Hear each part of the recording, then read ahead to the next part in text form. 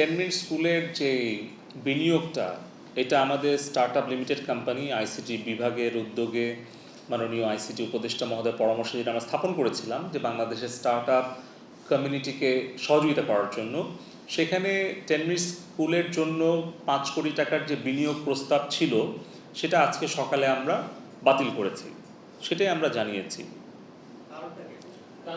কারণটা আমরা প্রথমত হচ্ছে যে আমাদের যেহেতু এটা একটা বিনিয়োগকারী প্রতিষ্ঠান, আমাদের কিছু নন ডিসক্লোজার এগ্রিমেন্ট থাকে। আমাদের কাছে শত শত আবেদন করে বিনিয়োগের জন্য, সেখান থেকে আমরা 36টা কোম্পানিকে বিনিয়োগ করেছি 120 কোটি টাকার মতো, আর আরও প্রায় 50টা মতো কোম্পানি বিনিয়োগের প্রক্রিয়াধীন আছে। কিন্তু আমাদের আসলে চুক্তি থাকে যে আমরা সেখানে বিনিয়োগ করি কিংবা না করি, আমরা তাদের ভেতরে যে তথ্যপাত্য বা তাদের সাথে যে নেগোসিয়েশন হয় এটা আমরা কোথাও প্রকাশ করতে পারি না। ধরেন কোনো ব্যাংক যদি এখন বাংলাদেশ ব্যাংকের ফাইন্যান্সিয়াল ইন্টেলিজেন্স ইউনিট ছাড়া কাউকে কিন্তু কোনো অ্যাকাউন্ট হোল্ডারের বা কোনো ব্যবসায়িক প্রতিষ্ঠানের তথ্যটা কিন্তু প্রকাশ করতে পারে না।